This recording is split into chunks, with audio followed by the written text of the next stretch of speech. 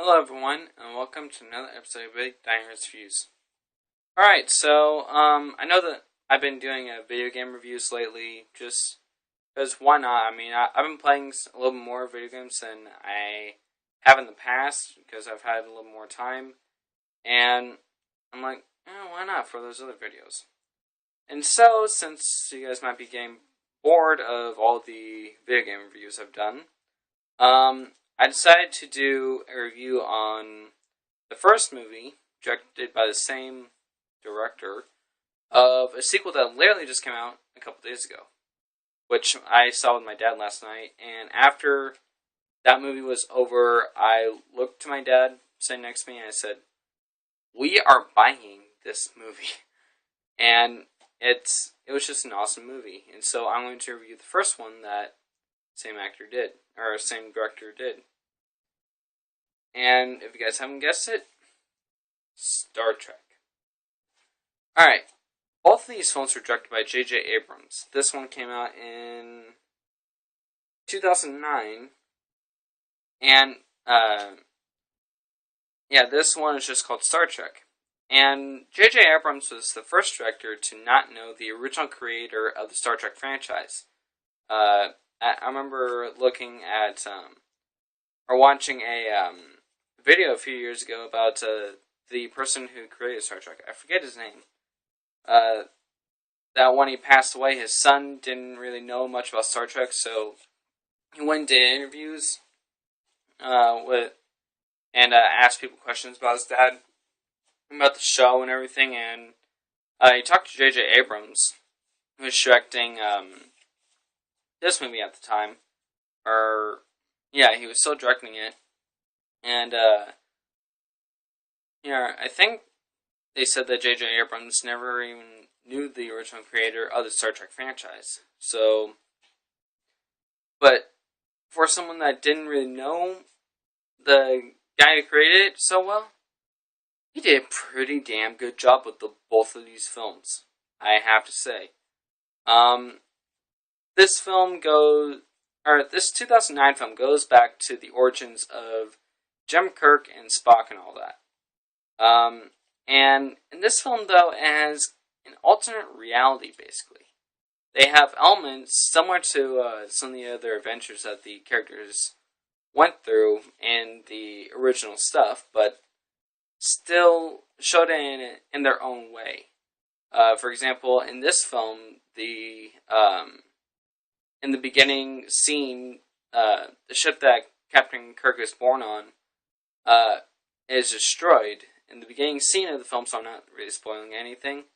But they destroy the ship in the beginning of the film, killing Jim Kirk's father.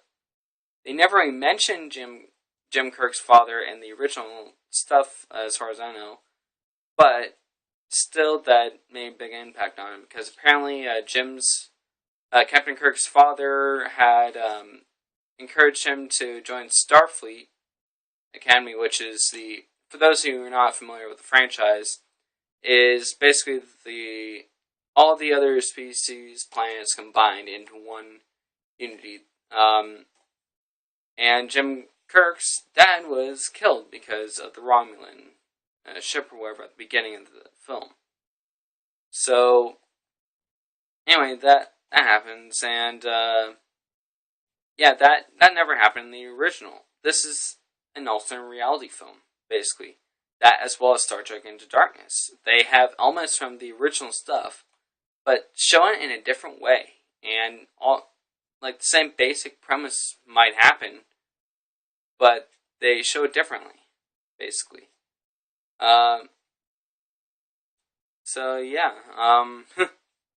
And of course, in both of this, as well as Into Darkness, they make references to stuff that happened in the original movies and everything, and both of them have really, really good laughs.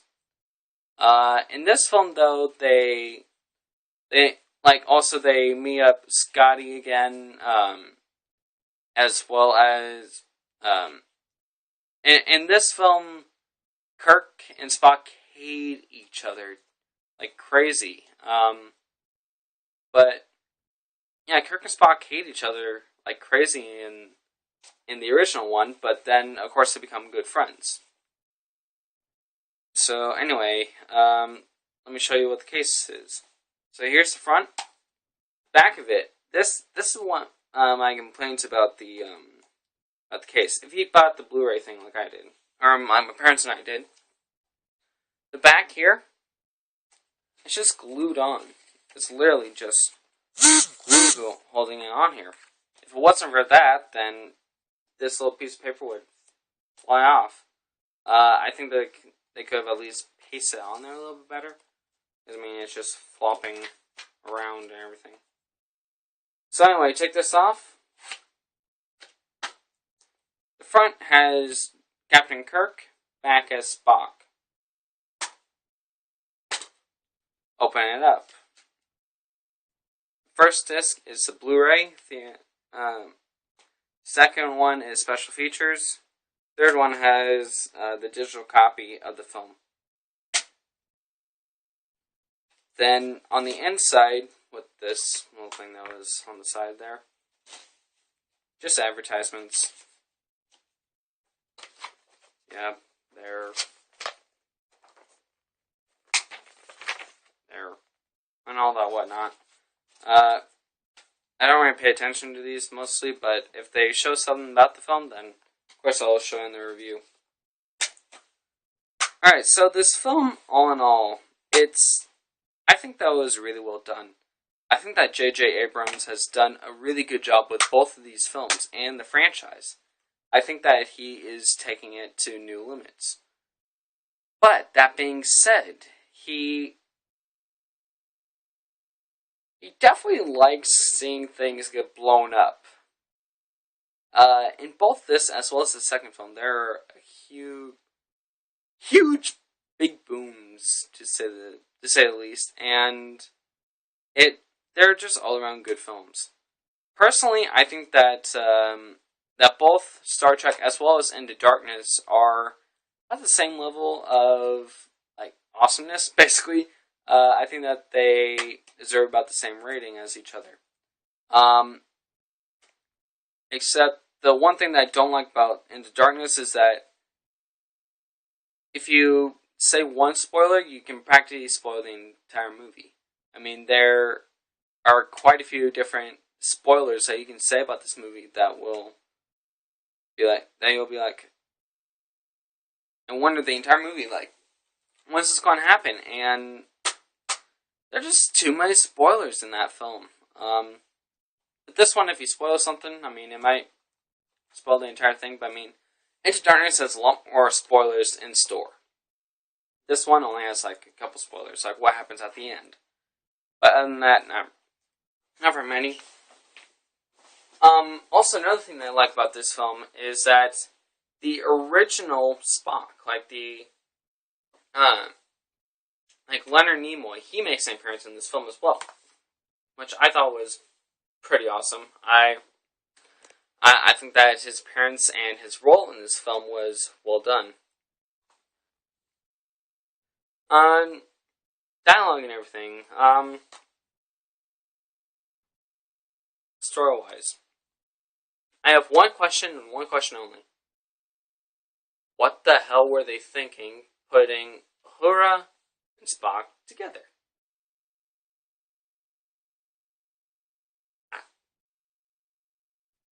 I mean, I don't understand why they had that. I mean, I don't know. I mean, it just doesn't really seem right. It kind of does, but I mean, guess it's not a big deal in these films, but I had a few laughs with this. They take that situation and make it into comedy for both the first as well as the second film. And all in all, they did a really damn good job with this film. I highly suggest it for any Star Trek fan, especially if you have not seen this. If you're a huge fan of the other Star Trek movies and franchises, watch this damn film. Again, it's just called Star Trek. Not Star Trek the movie, or Star Trek the motion picture, or Insurrection, or Nemesis, or any of those. Just called plain Star Trek. Which, again, I think that they did a pretty damn good job with this film. As well as with Into Darkness. They might have been able to have done a better job, but still, for what it's worth, it was pretty damn kick-ass. So, time to wrap up. I'm shocked. This is only a 10-minute video. But yeah, this is probably one of the shortest videos I've done so far. Well, I mean, this film, it's not really one of those where you're on the edge of your seat the entire time. But it is a really, really good, exhilarating film. Both of them. Especially the second one.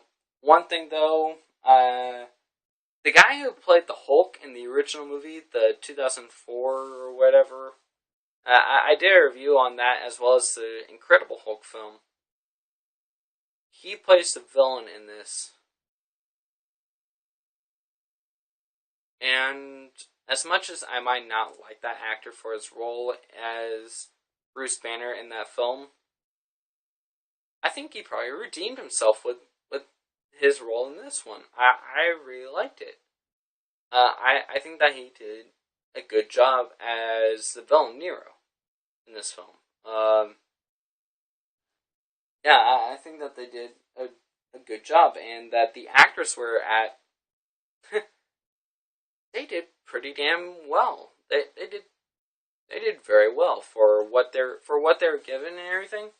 They brought the characters to life. Basically, I don't think it's nearly as good as I don't think it's as good as the original stuff, like the original Captain Kirk and original Spock.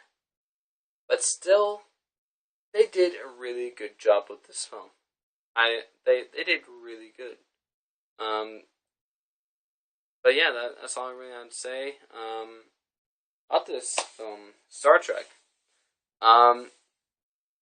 For the wrap up, I would give this film about